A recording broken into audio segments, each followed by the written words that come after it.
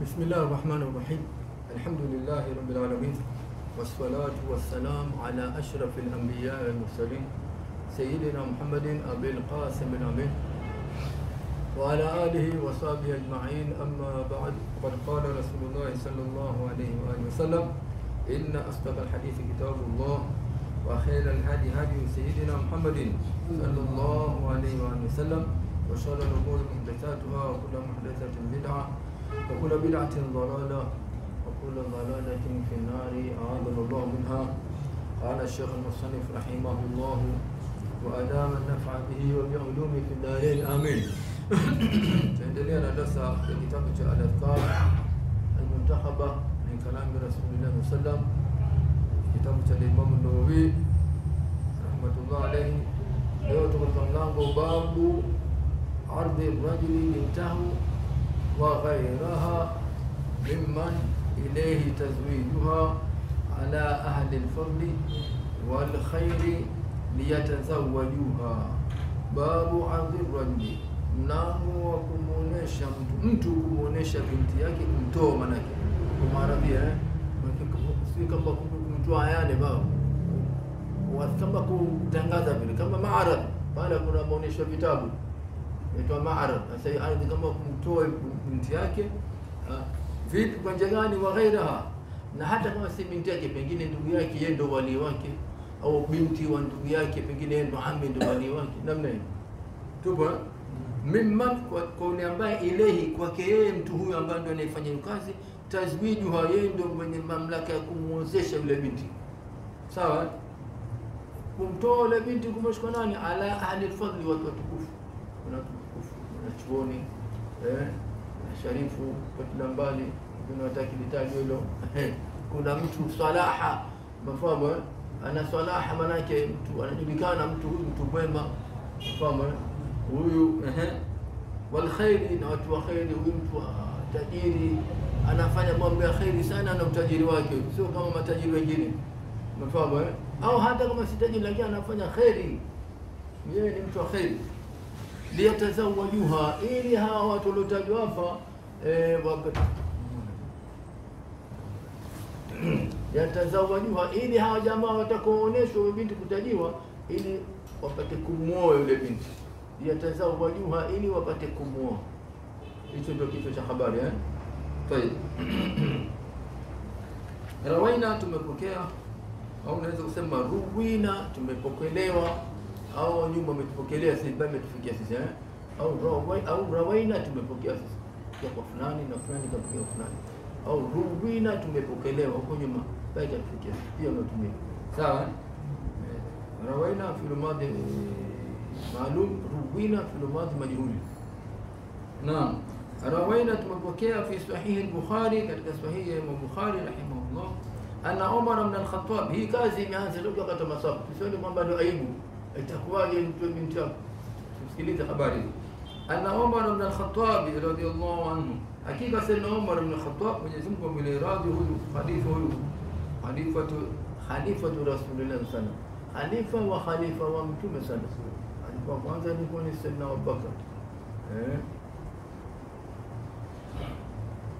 Tayeb. Lama tuufia zawju bintihi, zama alipokufa mume wa binti yake. Binti yake yupi? Hafsa radhiyallahu anhuma, Mwenyezi Mungu awe radhi, huyo Hafsa na mume. Qala, amesema Umar, laqitu Uthmana, yani akasema nimekutana na Uthman ibn Affan radhiyallahu anhuma, fa'aradtu alayhi Hafsa, nikamaaradhia kama kumtajia binti yangu ile kafiwa na mumewe, uonaje muoe wewe? Tupo inshita, faqultu, kasema inshita ankahtuka, kitaka mimi ankahtuka Hafsa bint Umar, nimekuozesha wewe huyu Hafsa bint Umar. Hao wanawake watukufu. Sasa je, mabana tudefisi natakiwa kumpata mtu ambaye unajua huyu amesilihi, amekuwa mzuri wa kumpa binti yako, si vibaya wala si aibu, wala haukuwa kwamba umejidhalilisha au umemdhalilisha binti yako. Kiujinga mtu ataona kwamba kadhalilisha, lakini kama amesoma, yule aliyokuwa habari na tujue jamaa akasoma kafahamu, na mimi haya maneno maybe sikiliza.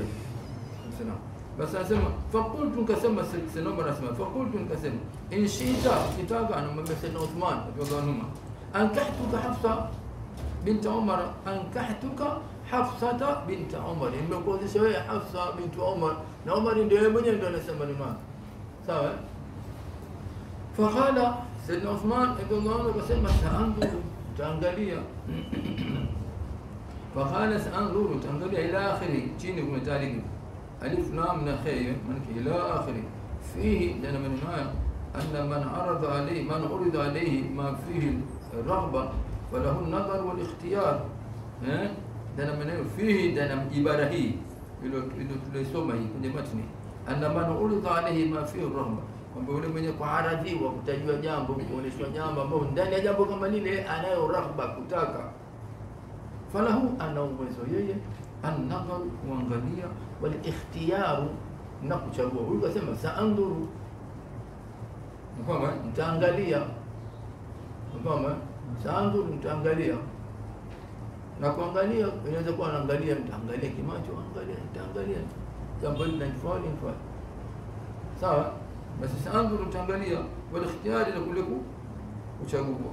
Fi, katika mati tunarudi ana naendelea kule chini kwenye tandika, wa alayhi, na kwa hiyo kama an yukhbira baada bima ba'd, wa alayhi, na mimnazimia an yukhbira, kutoa habari baadaye, bima indahu, kwa kile ambacho kipo kwake yeye huyo aliyoambiwa, kama Sayyidina Uthman, maana yake atatoa habari alla yamnauha min ghairi, ili asijaka mzuio yule mwanamke mwingine, kwa sababu ushatajiwa yeye, kishatajiwa na Sayyidina Umar, sio mimi na binti yangu Hafsa, nitaka nimekuozesha. Huyu kajibu nini? Saanduru. Saanduru ina maana Sayyidina Umar anasubiri jawabu sasa Sayyidina Uthman. Sasa ndio maneno ya chini anasema wa alayhi, huyu Sayyidina Uthman katika maneno kama maana lazima turudie hii bana, ndio tutafahamiana. Maana imemlazimia Sayyidina Uthman, basi na kila atakayeambiwa maneno kama imemlazimu nini? An yukhbira baad, atoa habari baadaye, bima indahu, kile kilichokuwa katika nafsi yake, li alla yamnahu, ila simzuie yule mwanamke. Bwana yale maneno anambia nimekubali, basi nitamuoa, au yale anambia nimekaa nimefanya istikhara, nafsi yangu haikubali. Kwa hivyo endelea kutafuta mtu mwingine, toa jawabu ili yule asikakwambia wewe kumwambia saanduru kisha kimya. Haya ndio mambo kama tulisema jana kuhusu mambo ya kosa, ndio mtu kosa la tutakujibu lini, hujataja lini, lakini ukiweka wakati imefika hujajibu, yule alokuja kukosa ana nafasi ya kusema, sio anaambia atajibu baada ya wiki mbili, hakunijibu. Sasa ndo hataki vipi, pengine kasahau, au pengine kapata na jambo alitaka kukwambia. Sasa wewe ndio mwenye haja mkumbusho. Jana tulisema tuna haja kurudia. Sasa na hii kaambiwa huyu Sayyidina Uthmani na Sayyidina Umar radhiallahu anhu, bwana mimi ukitaka nitakuozesha huyu Hafsa. Huyu kumwambia saanduru, utaangalia hiyo saanduru. Haya tunasoma tariki chini, wa alayhi yukhbira ba'd, imemlazimu yeye atoe habari baada yake, lima indahu, kilichokuwa katika nafsi yake, bi alla yamnauha, ila simzuia yule mwanamke kuolewa na mtu mwingine, min ghairi, kwa mtu mwingine, bi qawli Uthman, kwa Sayyidina Uthman, baada layali, baada masiku, qad bada li, asema imenidhihirikia mimi, alla atazawaja yaumi hadha, imenidhihirikia kwamba mimi nisiowe katika siku yangu hii ya leo.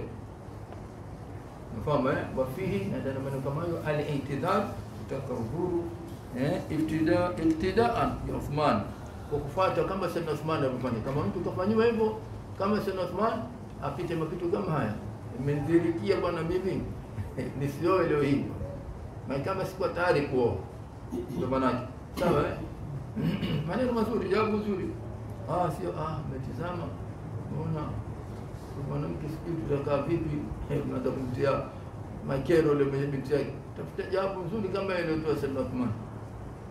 Iktidaan bi Uthman fi maqalati hadi, hali ya kumfuata Sayyidina Uthman radhiallahu anhu katika maneno yake kama haya.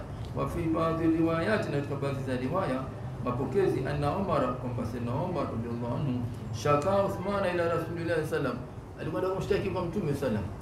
Sayyidina Umar kaenda kumshtaki Sayyidina Uthman kwa Mtume sallam. Faqala sallam, Mtume akasema yankihu Hafsa khairu min Uthman, Hafsa atakuja kumwoa mtu aliyebora kuliko huyo Uthman. Upo? Tayeb. Wa yankihu Uthman nakaha yankihu Hafsa khairu min Uthman. Hafsa atakuja kuolewa, yani atakuja kumwoa Hafsa ni mtu bora kuliko Uthman. Wa yankihu Uthman khaira min Hafsa, na huyo Uthman atamuoa aliyebora kuliko huyo Hafsa. Fakana kadhalika hivyo, yani Sayyidina Hafsa akaolewa na Mtume sallallahu, na Mtume sana bora kuliko Sayyidina Uthman radhiallahu anhu, na Sayyidina Uthman akamuoa binti wa Mtume sallallahu. Binti wa Mtume ni bora kuliko Sayyidina Hafsa. Alimuoa mwanzo Ruqayya, kisha kamuoa Umm Kulthum, au kamuoa Umm Kulthum mwanzo alafu Ruqayya, ile itakapokuwa kaoa binti wawili wa Mtume sallallahu. Kwa maana kaanaitwa Dhun-Nurayn, mwenye nuru mbili. Unafahamu Kwa hivyo watoto wa Mtume sallam ni watukufu kuliko hao wake za Mtume sallam. Japo kule imekuja yani an-nabiyyu lastunna ka ahadin in ittaqaytunna, naweza kusema ndo wale tu. Sasa hapa atambue kwamba huyu banati za Mtume sallam ni watu bora kabisa, bali na nyumba yake wote, sio basi watoto tu na vijukuu mpaka kwenda siku ya Kiyama. Hawa ni watu bora mbele ya Mwenyezi Mungu Subhanahu wa Ta'ala, kwa chaguo lake Mwenyezi Mungu Subhanahu wa Ta'ala. Fahamu watu, hapana shaka wengine sio kamilifu, binadamu ndio wengine, lakini mtu hawezi kuacha kwamba akasema kuna chochote akifanya hivyo atakuwa ameharibikiwa, wala hawezi kuharibia jambo lao. Na akiwa tukuza watu hao watu wa Mtume sallam, yeye hakumbukiwi chochote, bali yeye ndo anaongezekewa na kheri nyingi sana. Watukuza watu wa Mtume sallam, hawa maulama kubwa wote wapenda daraja sababu ya kumtukuza Mtume na ahli baiti Rasulullah sallallahu. Hawa maulama kina Imam Nawawi, kina Imam Suyuti, kina Sheikh Yusuf bin Ismail al-Bahani, na wengi sana hawa kina Sheikh Ibn Hajar al-Haytami. Hao kusoma vitabu vyao, Ibn Taymiyyah katunga sasa kitabu Fadhailu ahli baiti Rasulullah sallallahu. Unaona, kwa hivyo ni jambo ambalo lipo halina shaka. Limeingia shaka kwa mtu asiyokuwa na elimu, asiyokuwa na msingi, au nafsi yake imemharibikia, anaingia shaka. Ili kama mtu kasoma anaona ukweli, ndio watu ni watu watukufu. Mijitu ina elimu zao, mijicha Mungu imejitupa chini kwa sababu ya kutukuza masharifu alibeta Rasul. Na hakuanguke, bali ndio wamepanda daraja katika hapa kile Sheikh Abdullah Al-Ghafir, ile Sheikh Sulaiman Al-Alawi, hawa watu wakiheshimu kisawasawa. Wanafunzi wao ni masharifu, lakini wao wakiwaheshimu wale wanafunzi. Sasa leo atokea mtu amsomeshe sharifu au nikafanya hisani kubwa ati kumsomesha sharifu. Wewe utamlipa nini Mtume hata uone umefanya hisani kubwa kumsomesha sharifu? Unataka kumlipa Mtume sana. Hata ujidai tu ile sharifu umsomesha, ujidai sasa unataka kumtumia akutumikie, haifai. Kwa unajua fadhila, lakini sasa hiyo fadhila anaona sasa mimi shekhe bwana nasomesha. Soma kitabu kimoja tu Ash-Sharaful Mu'abbad bi Ali Bait Nabii Muhammad sallallahu alaihi wasallam, Sheikh Yusuf bin Ismail al-Bahani, ndio utajua na yeye si sharifu. Sasa ingekuwa sharifu ungesema huyu bwana kajifagilia huyu. Ndio kujifagilia ndio za bongo. Angekajipambia yeye kujivutia mambo atanamdo. Si sharifu si chochote. Nani wengi basi ndio walifanya bora. Kama Ibn Taymiyyah si sharifu. Kwa nini katunga kitabu hasa kwa sifa wa masharifu? Na wengi yule mwingine nani sio Al-Yamani wasudia asema alimu uladakum mahabbati ahli baiti Rasulillah sallallahu alaihi wasallam. Na jingine alimu uladakum mahabbati Rasulillah nabiyakum Rasulullah mahabbati nabiyikum sallallahu alaihi wasallam. Hasa watu hawa ndio Mwenyezi Mungu kainua kweli kwa mambo yao kama hii. Kuna watu hawataki kabisa kusikia habari hizi, zinaumiza roho kweli, wanakuwa hana raha kusikia mambo hao. Tukusifuni ni kweli, sisi tuangalie kama kweli sisi tuna jambo letu, lakini hao wenyewe watu wakubwa hao ndio ile dharau utakayofanya ndio itakudhuru ya kudharau watu kama. Kwa hivyo hii taaliki imetufahamisha hivyo, na kwamba Sayyidina Hafsa akaolewa na mtu bora kuliko Sayyidina Uthman, ila ile Mtume sallallahu, na Sayyidina Uthman akamooa aliye bora zaidi kuliko Hafsa ambaye ni binti wa Mtume sallallahu.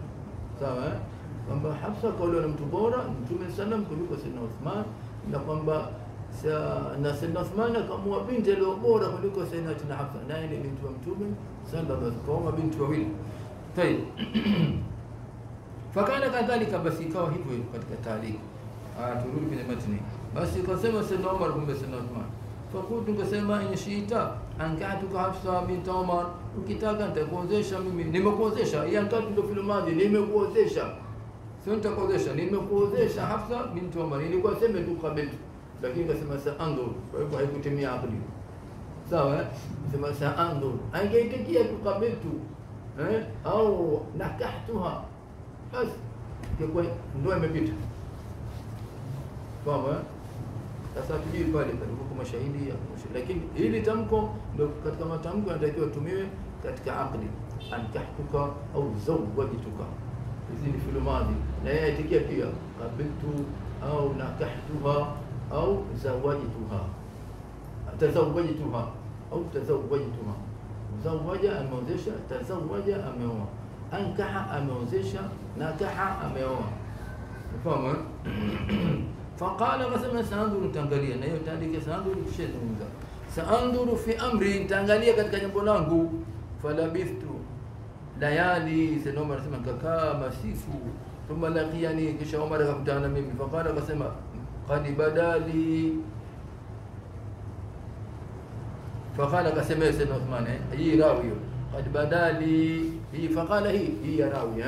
Faqala rawi qasama qad badali, imenidhihirikia mimi alla atazawwaja yaumi hadha, nisioe mimi katika siku yangu hii. Imenidhihirikia hivyo mimi, imenidhihirikia mimi nisioe katika siku yangu hii. Qala Umar, Sayyidina Umar akasema falaqitu Abu Bakr Siddiq radhiyallahu anhu, kutana Sayyidina Abu Bakr Siddiq Mwenyezi radhi. Faqultu, nikamwambia in shita ankahtuka Hafsa bint Umar, kitaka mimi nimekuozesha wewe Hafsa bint Umar. Wasamata Abu Bakr, kanyamaza kimya. Sayyidina Abu Bakr wa dhakara tamam alhadith, akataja kutimia kwa hadithi akataja kutimia kwa hadithi.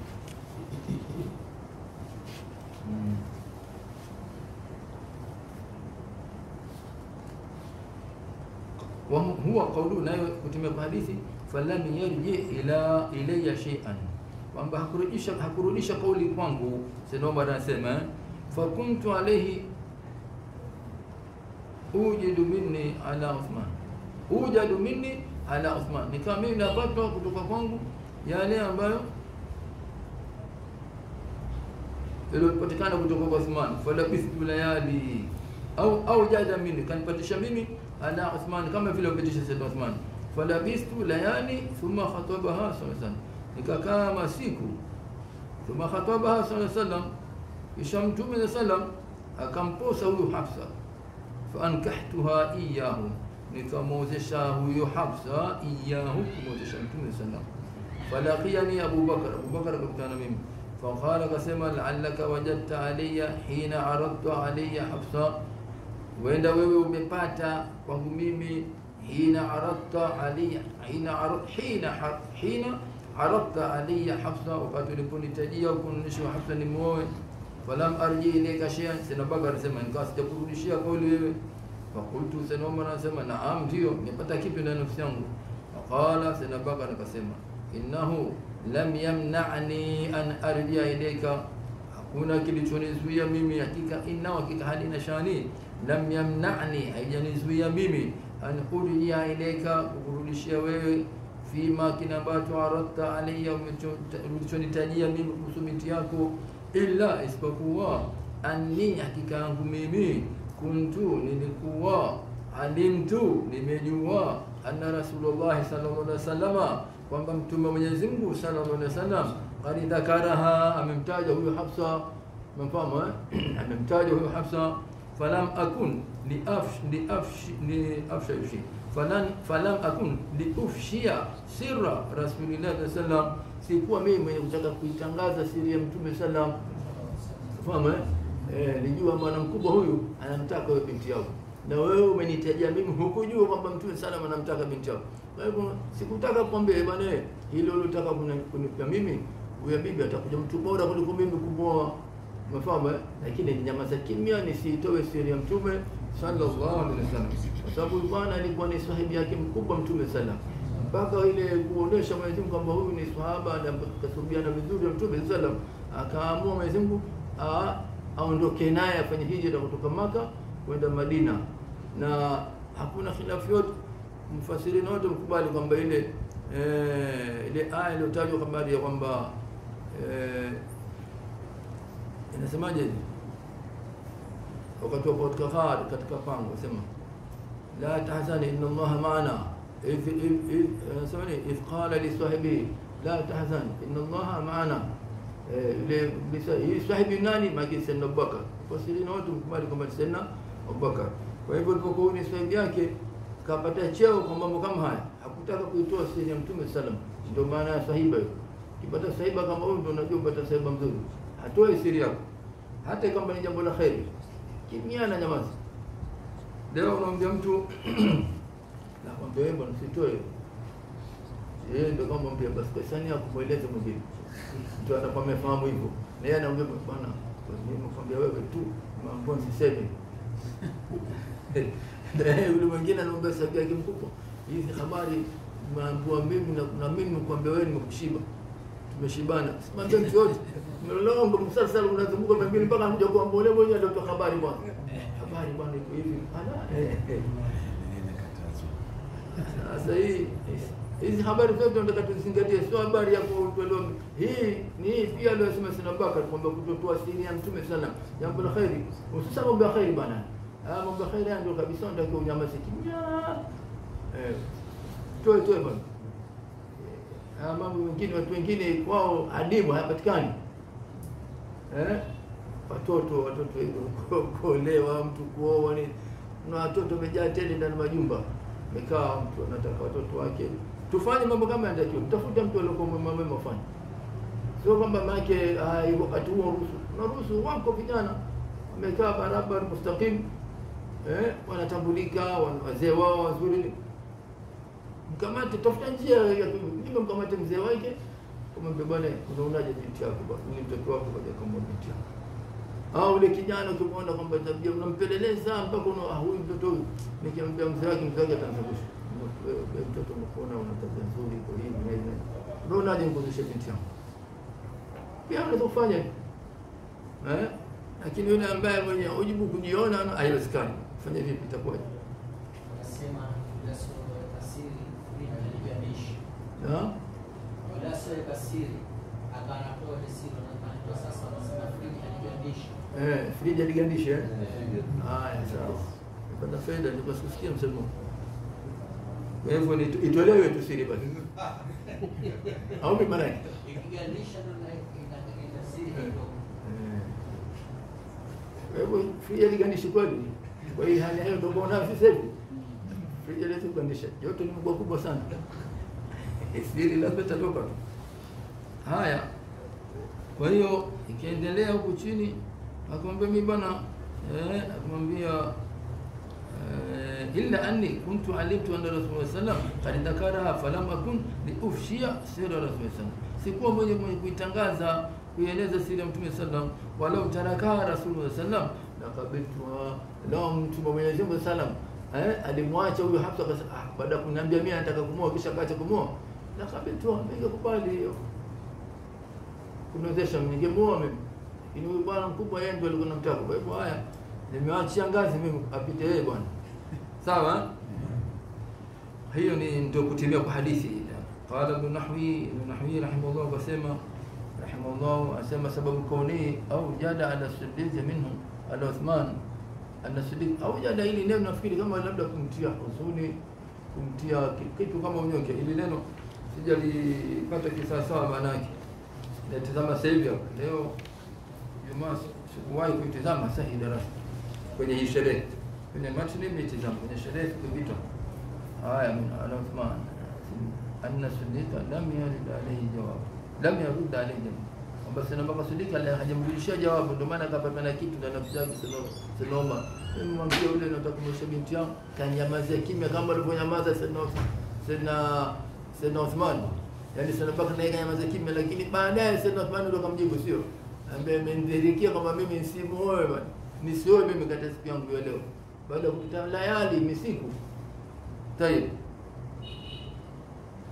Bali taraka ala tarakubi yeka waache kwa sababu chungo msana baba.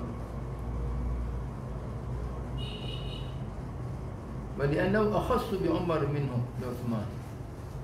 sababu yeye ndio akhas anahusu zaidi kwa Umar kuliko Uthman. Yeye Sayyidina Abubakar wa Sayyidina Uthman wa Sayyidina Umar, lianna sallam akha bainahuma, kwa sababu Mtume sallam aliwafanya udugu baina Sayyidina Abubakar na Sayyidina Umar.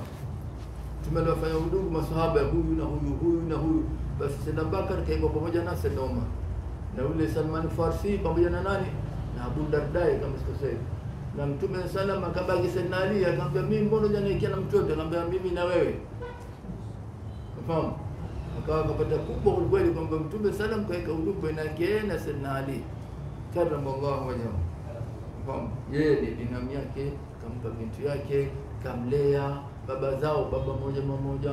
Yeye Mtume kalelewa na baba yake Sayyidina Ali ibn Abi Talib. Chungu mzima, mambo chungu mzima patikana katika alaka ya Mtume sallam na Sayyidina Ali. Kamzalia watoto wajukuu zake ambao Sayyida Shabab, ambao Mtume sallam alijifakiri na watoto wake hao. Kwa hiyo hii udugu huu ndio mwingia zaidi sana Umar. Hivi na bwana tuna udugu, mshaambia habari kanyamaza kimya. Vipi kumbe alikichunga lile na Mtume kwa sababu kumbe anataka kumuoa Sayyidatina Hafsa radhiallahu anhum ajma'in. فكانت موجدته عليه أكثر لثقته به وإخلاصه له. إنه هجما نتابع استلفام معناه كندان.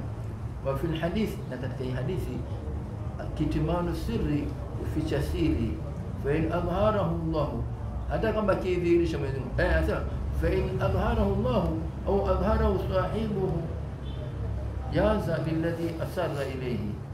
Akidhihirisha Mwenyezi Mungu ile siri, au akaidhihirisha yule anaitwa ile siri yeye mwenyewe, anamwambia Mwenyezi Mungu kwamba nakubasiri, simwambie mtu mwingine. Mfano billadhi asara ilayhi idharuhu, kudhihirisha. Anasema وفي الحديث كتمان السر فإن أظهره الله أو أظهره صاحبه جاز يجوز للذي أسر إليه إظهاره.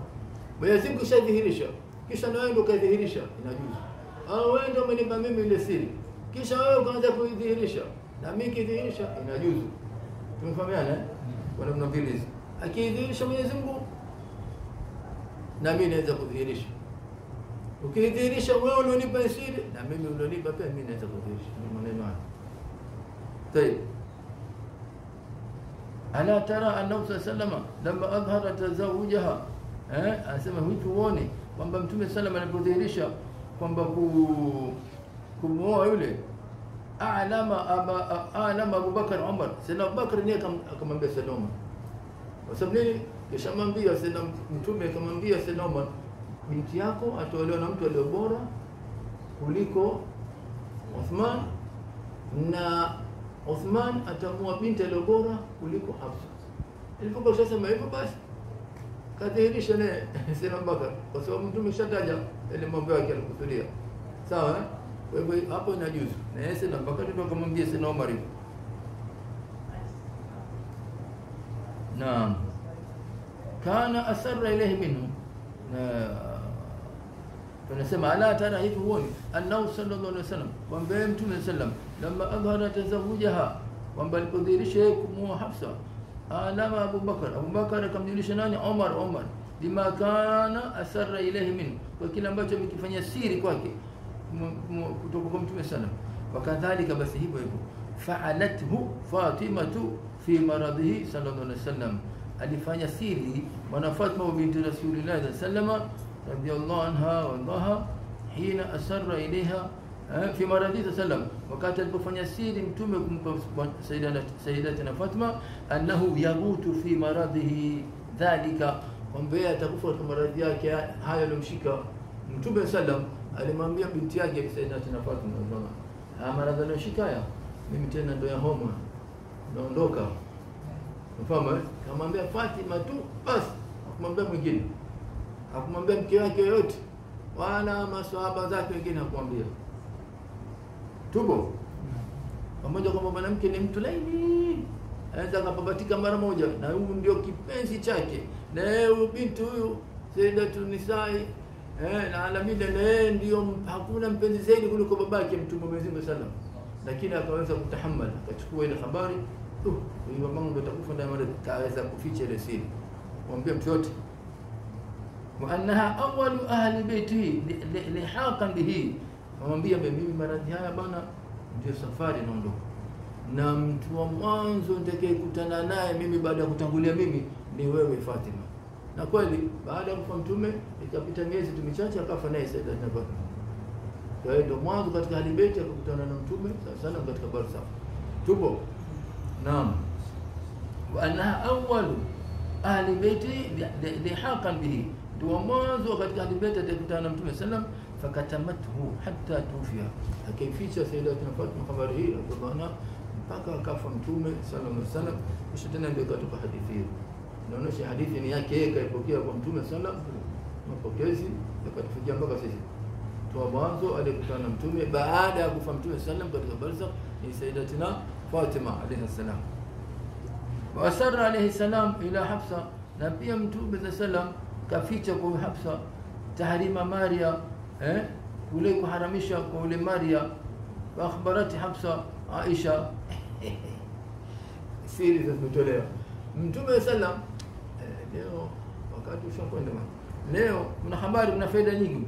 Wa asarra alayhi salam, mtume sallam kaeka siri ila Hafsa, kumwambia Hafsa mkewe huyo binti Sayyidina Umar radhiallahu anhu, tahrima Maria, kuharamisha kwamba anasema mimi sitomuingilia kijakazi changu Maria, kijakazi kile, na ndo aliozaa naye wale wake wote wale hakuzaa nao, kazaa naye Sayyidatina Khadija tu basi.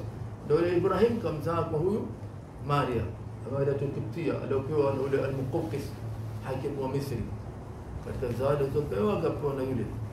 Alafu huyu Mwenyezi Mungu alijalia akampata mtoto, kazaa naye mtoto Ibrahim, lakini amekufa. Akamwambia mimi nimeharamisha sitomuingilia huyu Maria.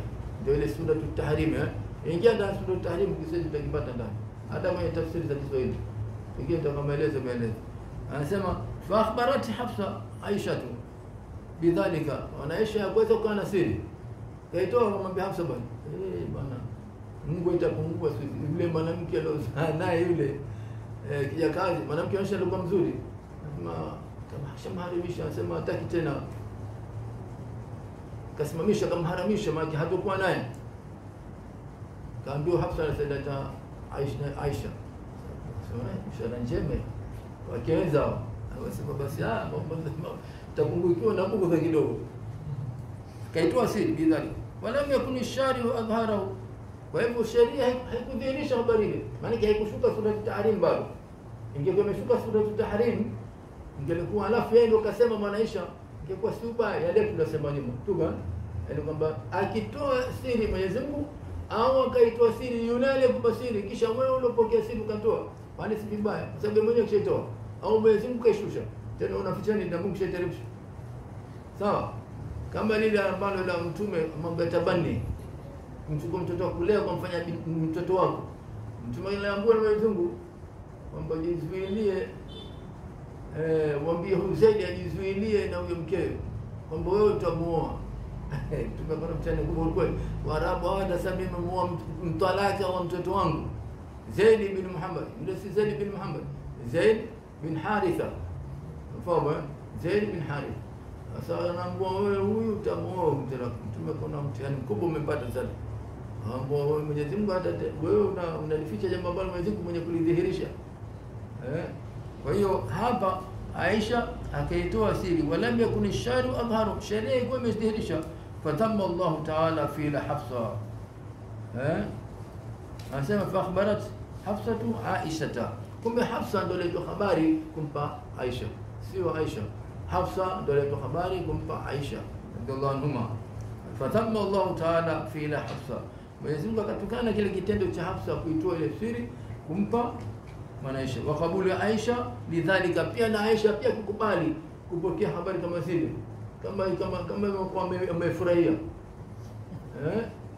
Ya nasema ya nabii, lima tuharrimu ma ahalla Allah laka tabtaghi mardata azwajika wallahu ghafurur rahim. Anasema nini?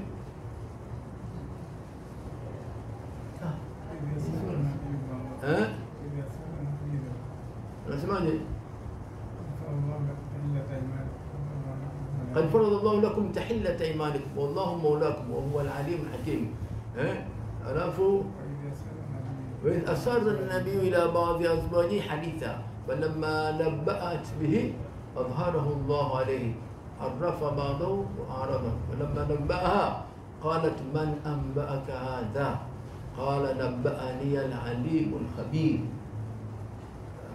Ameshangaa huyo kwa nani habari hii tisifika faragha. Hafsa na Aisha wameka faragha. Hafsa kumwambia Mtume sallallahu anamwambia ambia sema faragha noktainatum anafasema nini وإن أسر النبي إلى بعض أزواجه حديثا zama alipofanya siri Mtume na baadhi ya wake zake haditha mazungumzo haya akamwambia Hafsa falamma nabaat bihi adhharahu Allah alayhi alipotolea habari huyu alipokuwa siri na Mtume sallam adhharahu Allah alayhi lazima kumdhihirishia wa'arafa ba'dahu alaf wa'arafa ba'dahu ala ba'd sio angoja hii aya imehifadhi lakini basi harakati zangu zinanifanya mimi ndio ni sawa. Anasema وإذ أسر النبي إلى بعض أزواجه حديثا فلما نبأت به أظهره الله عليه عرف بعضه عرف بعضه وأعرض عن بعض فلما نبأها به قالت من أنبأك هذا فلما نبأها به زعم لكم فخبار ولم به مزمزة قالت من أنبأك هذا نعلم بخبري فيصير من يوم قال نبأني العليم الخبير أمن بخبر من العليم والمجوزي الخبير ويجوز ونداني كبسة ألا فقام وإن تتوبا إلى الله فقد استقت قلوبكما وإن تظاهرا عليه فإن الله ومولاه وجبريل وصالح المؤمنين والملائكة بعد ذلك ظهير. هاي اللي كونزيتو. kirudi kwa Mwenyezi Mungu faqad qulubukuma ndio ni maana faqad qulubukuma wa intadhahara alayhi kisaidiana kwenda kinyume na huyo mtume mkaa pamoja ili mumwemeze basi fa Allah wa maulahu wa jibrilu wa salihul mu'minin na waumini wote walikuwa wema wal malaikatu ba'da dhalika na nguvu zote zinaongezwa na malaika wote waliobakia watu wawili walishindana na Mwenyezi Mungu na kundi la watu wema na malaika wote kama tushishwa nzito wanawake alafu tena mbele kenda asa intallaqakum asa rabbuhu intallaqakunna ayyilahu azwajan khayran minkunna muslimatin mu'minatin qanitatin taibatin abidatin saihatin tayyibatin afkara hukumu vichinjiri walikuwa kweli watu wazima wote atapewa kwenye sifa zotangulia waislamu waumini wacha Mungu. Basi Mwenyezi Mungu aliwataka wale afe mtume wamkalie Eda wametishwa mpaka wakakaa kwa sababu ni wanawake waliokuwa ni kuelekea na kukubali ile kuonesha ni udhaifu wa mwanamke. Wanawake dhaifu wameumbwa na kile kibavu kile cha juu, kwa hivyo haachi kuwa yuko katika kukaa jongo. Ukitaka kumnyosha utamvunja kile kifupa kile, kumvunja mwenyewe ni kumpa talaka, na ukimwacha hawachi kuwa vile vile kama kile kifupa kilichopinda kile kibavu. Kwa hivyo wewe umpe nasaha mwanamke za kuweka sawa. Ukiona hapa pataribuka unarudi nyuma, ukiona nikimwambia nafahamu unamwambia. Basi ndio Mtume sallallahu akiambiwa hivyo na aya za Mwenyezi Mungu na wale walikuwa ni wacha Mungu wakarudi nyuma, akaana Mtume sallallahu kwa uzuri akahitimisha. Mwenyezi Mungu akahitimisha na Mtume sallallahu radhiallahu anhu. Kwa hiyo kuna faida nyingi huko ndani, tufike na hizo tu basi kwa sababu wakati ushoko mkubwa. لذلك فقال إن تتوبوا إلى الله فقد صغت قلوبكما. أي كفسيرة أي مالت وعدلت عن الحق. في قول أبي بكر لعمر لما تزوج الرسول صلى الله عليه وسلم حفصة لعلك وجدت علي دليل أن الرجل إذا أتى إلى أخيه ما لا يسنه أن يؤتي إليه من سوء المعاشرة أن يعتذر إليه ويعترف وأن الرجل إذا وجب عليه الاعتذار من شيء وتم به. Kuna maelezo mengi kiseti, bora tukiachia kesho tupate kumaliza tupate kufahamu chote kilipomalizika. Fikia hapo, wallahu rasuluhu alam, waffaqana Allah wa iyyakum lima yuhibbu wa yarda.